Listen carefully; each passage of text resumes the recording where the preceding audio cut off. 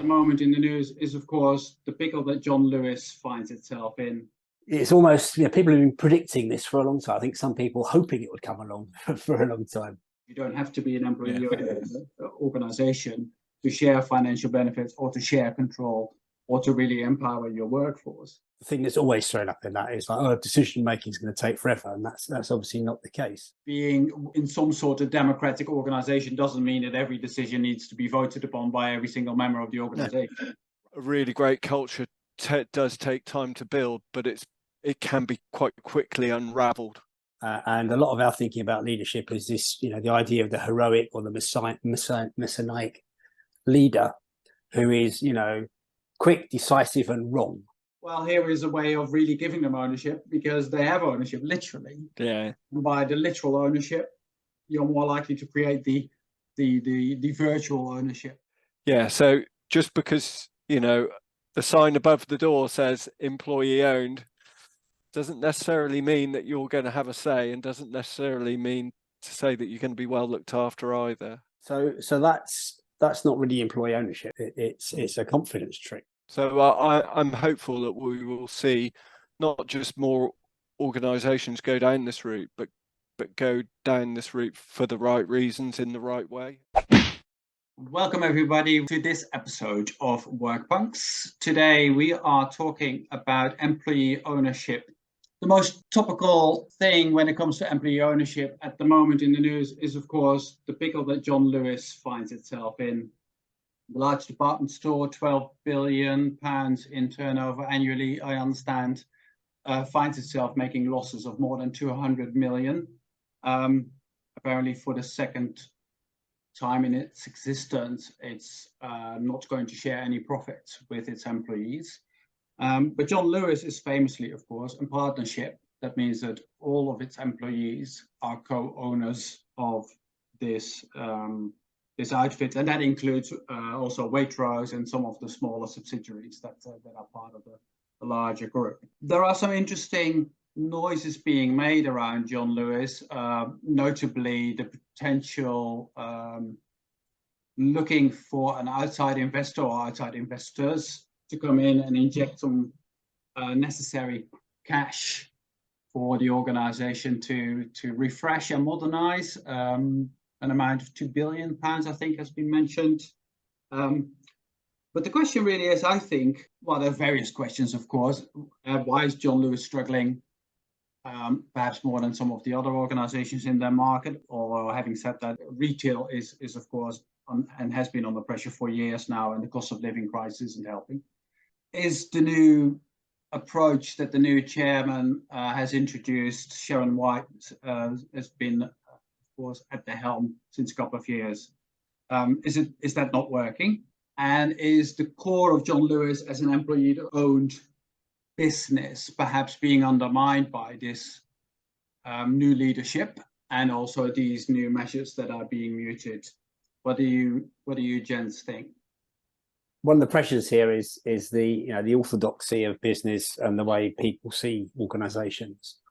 And a lot of people look at John Lewis as a retailer, and it does not compute because it's employee owned. So the people that have come in bring in the orthodox ideas about how an organisation should be structured, and if you want money, you get an investor. It doesn't seem to me they've actually looked at other ways of raising the money particularly hard. I suspect that the people at the top would quite like it to move into a more orthodox structure, because then they probably make more money and see more opportunities for enriching themselves. But of course, that's not ever going to get voted through by the employees. So I think it's a tension that's to some degree of their own making, and it'd be interesting to see how it plays out. It's almost, people have been predicting this for a long time. I think some people hoping it would come along for a long time.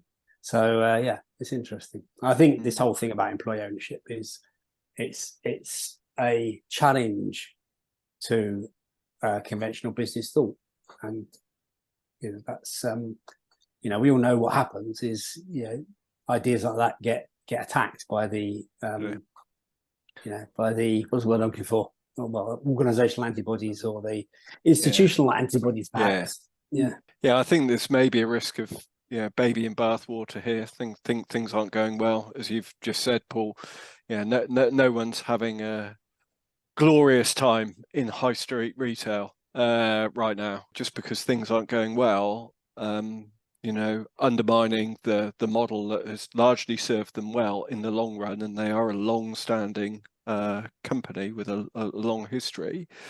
May not be the right thing to do. It is a shame. I know a couple of people who work within the partnership, and their work is not bringing them the joy that it once was. And as ever, context is everything, and everything's related to everything else. So, tracking down the causes of what's going on and what's causing their work experience to be less joyful and what is causing their profitability to slump, you're inevitably into sort of multiple causations, non-linear causations. And I think it's a little naive to say, oh, well, what's no longer serving us is our ownership model. Let's bung that out and put a new one in. It doesn't sound to me like it's particularly well thought through or evidence-based. Yeah, that's a good point, isn't it? Because employee ownership or alternative organizational models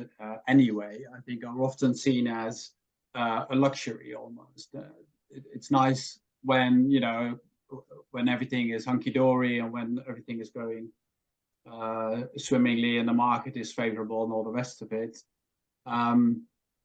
But when times get tough, what you need is decisive leadership, and we need to be quick in decision making, and an ownership model like this doesn't lend itself to that. The stats actually prove the opposite. When you look at employee ownership or employee-owned businesses at large, they actually outperform normal businesses considerably when times get tough. So when you look at the stats, for instance, just after the financial crisis in 2008, it's incredibly clear that employee-owned businesses actually are much more resilient than more traditional businesses, and the reasons are usually given and probably fairly obvious. That there is a much more long-term outlook in employee-owned businesses. They are not responding to analysts in the marketplace that require every 3 months to have something exciting to be reported upon. So these businesses work generally for the longer term view. And on top of that, employees in those businesses feel generally empowered to do what's right. There's a very clear sense within those companies of what is right for the business, and therefore sticking with that is less likely to be under fire when times are tough.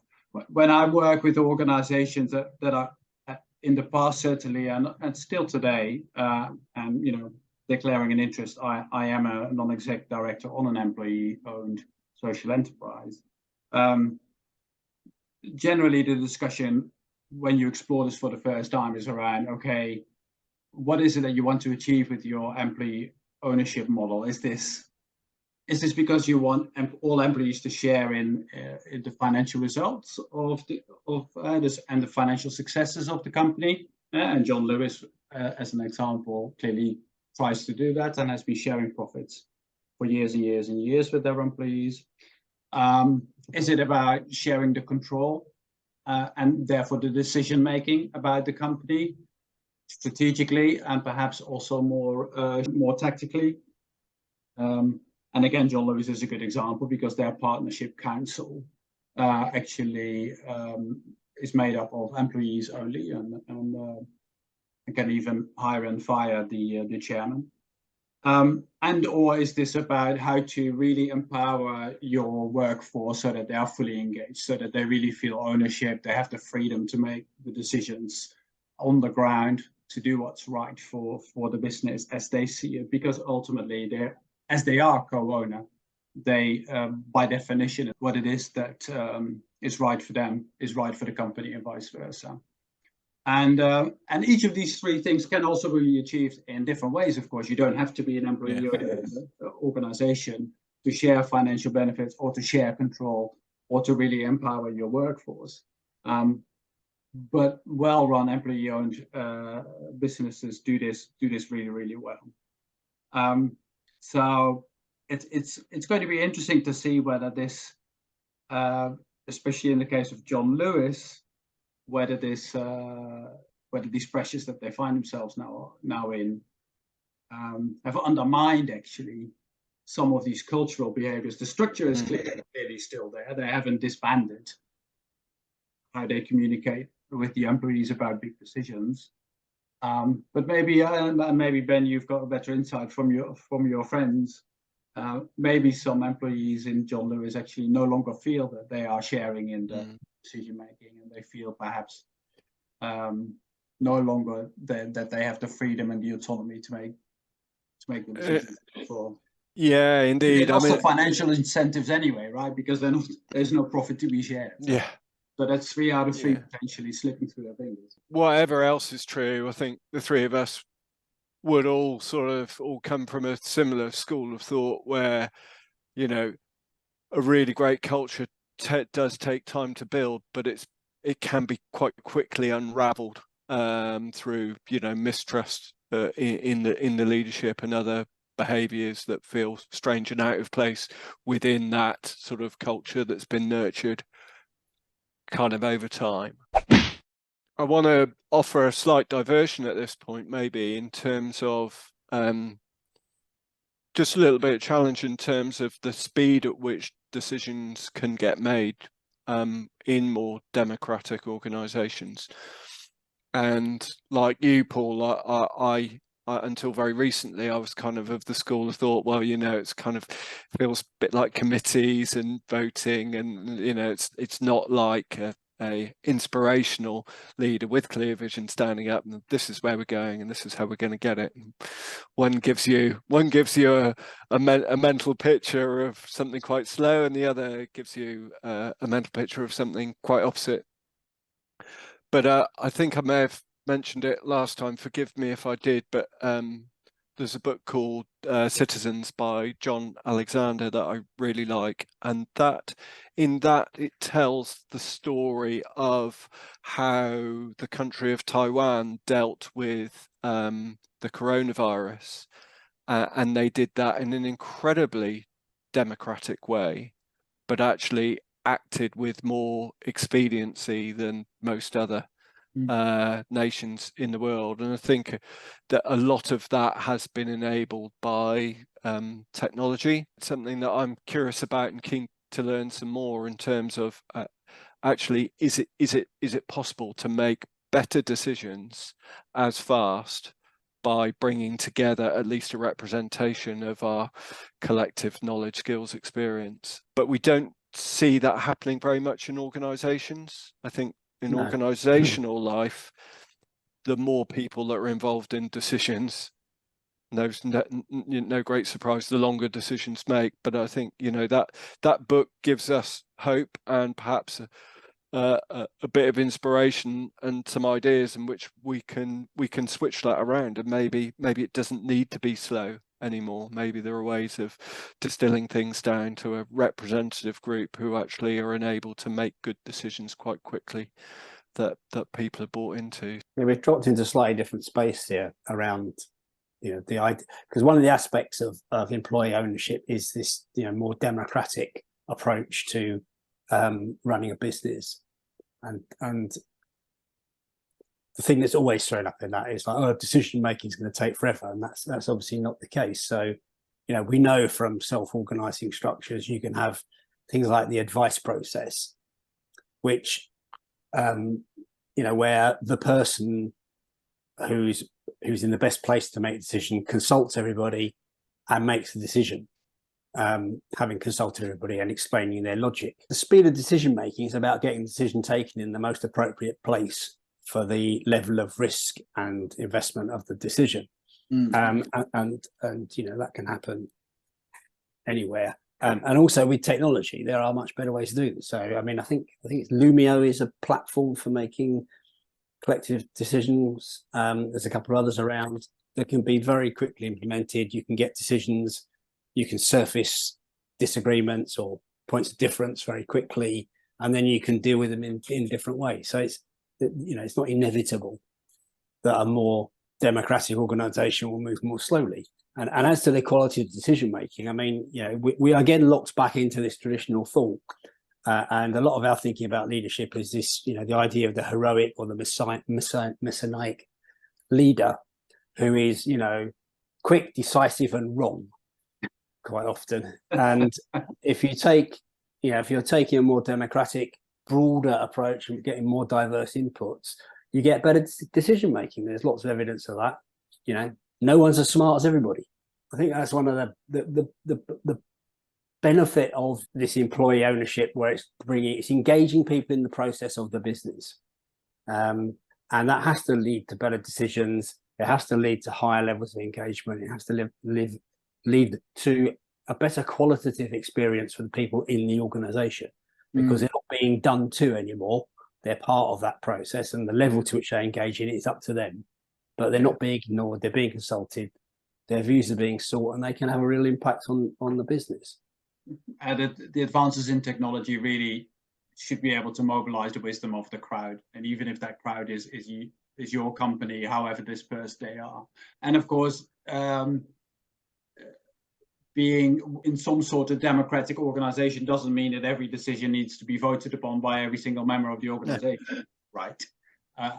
What well-run employee-owned businesses have figured out is what works for them, I think, in terms of which decisions do require involvement of everybody in one shape or another, and which decisions, of course, most decisions are not. And so many leaders talk to me about this. I want my employees to take more ownership, you know, and not come to me with every question when things get a little bit difficult.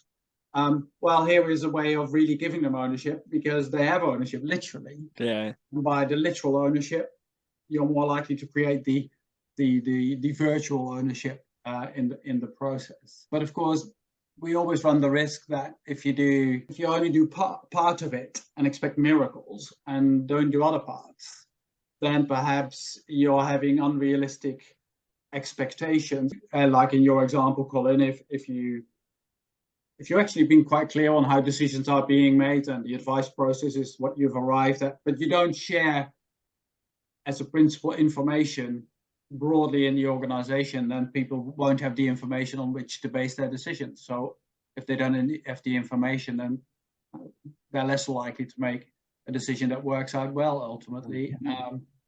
So if you do this, then perhaps you're also got to do that. Yeah, so when we talk about employee ownership, I mean, the first time I guess I really encountered this was when I was in BT, and they introduced an employee share scheme. So we would all have a share in the profits, you know. So that's not really employee ownership. I mean, that's, you know, it's trying to leverage that, you know, you are part of the organization and you benefit, therefore you should be more engaged and give more to the organization. It's trying to leverage that without really delivering anything very much. Because, well, partly because the employee ownership scheme, you know, if the shares go down, then your investment ends up underwater and you just get your money back, you know, so you've lent it to the company for the 5 years or whatever. And you've got no more say in the direction of the business than you had beforehand. It's a confidence trick to a large extent. And I was talking earlier about somebody I know who reached the giddy heights of the hierarchy to get engaged in the long-term incentive plan, you know, where senior managers are able to unlock extra payments and share ownership if certain targets are hit. And you know, that's intended to align their goals with the organization and get them to contribute more and, you know, do the right things for the business. But it had the unintended consequences of actually stopping people from doing anything that was going to be disruptive or risky or innovative. Because if you rock the boat, you would make yourself unpopular with all your colleagues, because you might be putting, you know, their bonuses at risk, and secondly, you'd be putting your own at risk as well. So it actually leads to conformity and a lack of risk taking and a lack of innovation, all the things that companies really need to thrive. So yeah, I think that form of employee ownership is really not really worthy of the name. And coming back to your, that's taking one of your three aspects, I guess, and trying to sort of like play a little tune on it to get an advantage out of people. And really, your three aspects are the three, the three legs of the stool, and you really need to be doing something on each of those so you've got a stable basis for the business, rather than sitting on the stool and milking it. Yay! Hey! Love it.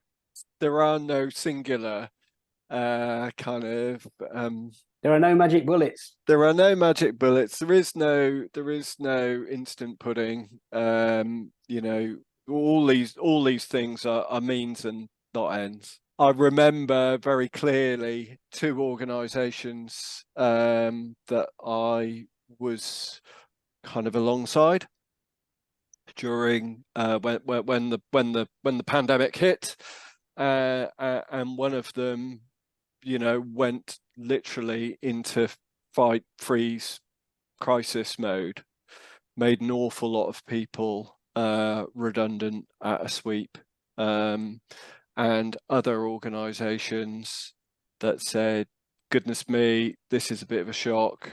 The leadership were humble enough to say, I don't know how we deal with this, but collectively we've probably got some good ideas, and we will get through it together, and empowered the team to kind of, okay, by what method can we reduce our cost base down? By what method can we still can we still get some revenues coming in? How can we reinvent our offering, etc., etc., etc.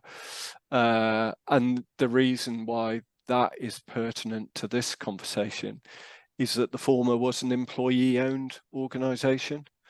It just happened to be owned predominantly by a small number of, dare I say, male white people, who had enjoyed the benefits of their last and year-on-year record-breaking profits, but they'd done an incredibly good job of siphoning those away from the business. There was literally, the cupboard was bare. Yeah, so just because, the sign above the door says employee owned doesn't necessarily mean that you're going to have a say, and doesn't necessarily mean to say that you're going to be well looked after either. So employee owned doesn't necessarily mean democratic. And in the case of that first organisation, it wasn't all the employees that owned it. Definitely not. But they meet the criteria. They're part of the employee-owned association or whatever. They're in the top 50 UK organisations for size. Yeah, books and covers. But you're absolutely right. Of course, a label doesn't say anything. Even structures don't say everything.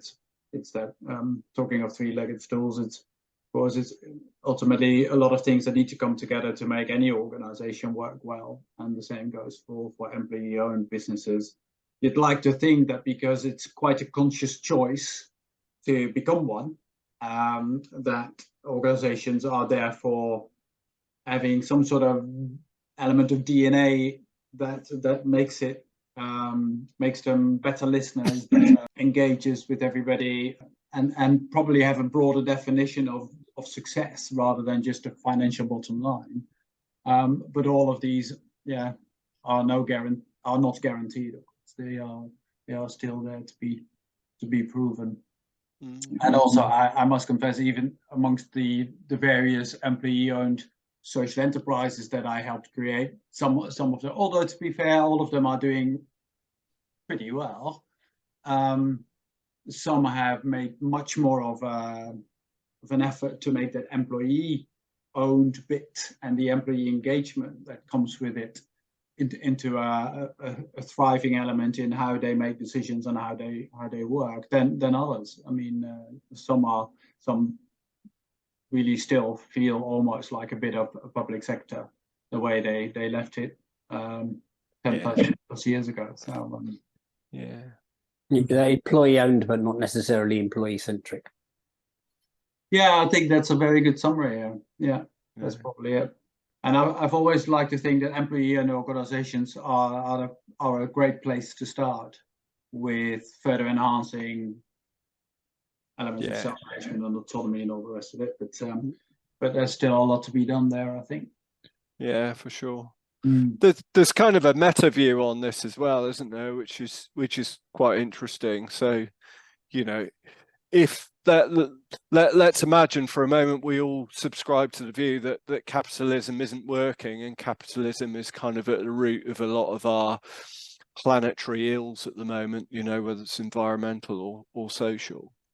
Yeah, organizations that stand up, you know, B Corps for instance, and other organizations that are making a stand against that, you know, almost perhaps have the slight obligation to go down this route, because if they're not part of this route, then they're fueling the capitalism that is quite unhealthy for us as a species and us as a planet. And you know, in the preamble, Colin, you mentioned a well-known veg box company in and around our part of the world, and you know, that to me is an organization that really does kind of put its money where its mouth is in terms of this sort of stuff, and for them to not be employee owned and to go around employee ownership and democratization and everything in the way that they have would be unimaginable